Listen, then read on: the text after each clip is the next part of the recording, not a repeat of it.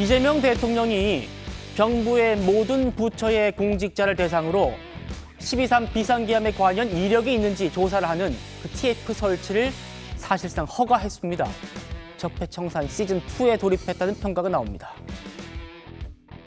현재 내란 재판과 수사가 장기화되면서 내란 극복이 지지부진한 그러한 상황인 것이 현실입니다. 내란에 가담한 사람이 승진 명부에 이름을 올리게 되는 등의 문제도 제기되고 결국은 이것이 궁극적으로 국정 추진 동력을 저하시킨다는 목소리가 많습니다. 그래서 종합적으로 좀 판단을 한 끝에 헌법 존중 정부 혁신 TF를 정부 내에 구성했으면 좋겠다는 제안을 드립니다. 12.3 비상계엄 등 내란에 참여하거나 협조한 공직자를 대상으로 신속한 내부 조사를 거쳐서 합당한 인사 조치를 할 수 있는 근거를 확보하는 것을 임무로 하려고 합니다. 대통령님과 국무위원들께서 동의를 해주시면 총리 책임하에 추진해 나갈까 하는데 어떠시겠습니까? 그거 당연히 해야 될 일 같아요. 네. 어쨌든 이게 내란에 관한 문제는 이제 특검에서 수사를 통해 형사처벌을 하고 있는 건데 내란에 관한 책임은 이제 관여 정도에 따라서 이제 형사처벌을 할 사안도 있겠고 또는 행정 책임을 물을 사안도 있고 또는 인사상 문책이나 또는 뭐 인사 조치를 할 정도의 낮은 수준도 있기 때문에 꼭 필요할 것 같습니다. 네. 예, 특검에 의존할 게 아니고 독자적으로 해야 될 일 같아요. 독자적으로 해라. 총리가 내년 1월까지 모든 공직자 대상으로 계엄에 가담했는지 추려내고 그 이후에 인사 조치하겠다 하니까 대통령이 당연히 해야 할 일이다 이렇게 화답을 했죠. 어떻게 보셨습니까?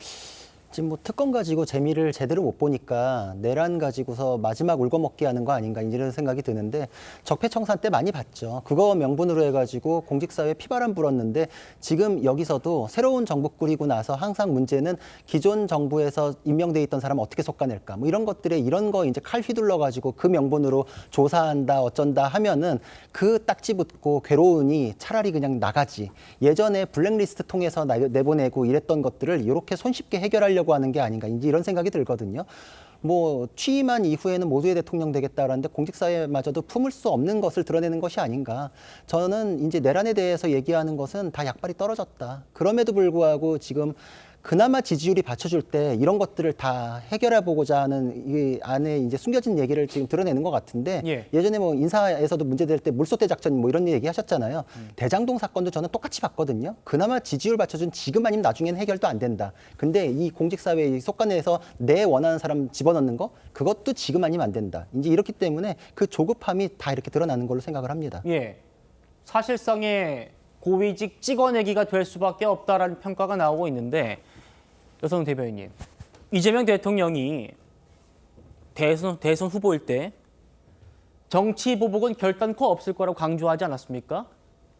지금 이 얘기들 정치 보복과 뭐가 다른지를 좀 설명 좀 해주십시오. 사실은 이 문제가 민주당 내에서 군 장성 인사의 측면에서 내란에 적극적으로 가담하거나 뭔가 동조했던 이런 부분들이 이제 인사 승진 대상에 오르면서 사실은 문제가 한번 불거졌었잖아요. 그런 측면에서 봤을 때 아마도 내란에 적극적으로 가담한 인사들이 승진하는 것은 국민들이 볼 때 굉장히 약간 조금 뭐 어색한 측면이 있다. 그래서 아마도 적극적인 가담자를 걸러내기 위한 이런 TF가 열리는 것 같고요. 아마 실무적인 차원에서 뭔가 정상적인 공직을 수행했던 사람들은 전혀 걱정할 것이 없다 이렇게 보여집니다. 예, 이뿐만이 아닙니다. 최후의 검란 이후 지금 검찰 인사도 단행한다고 하고요.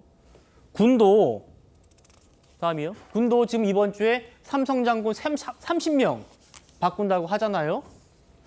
자, 양태정 부위원장님,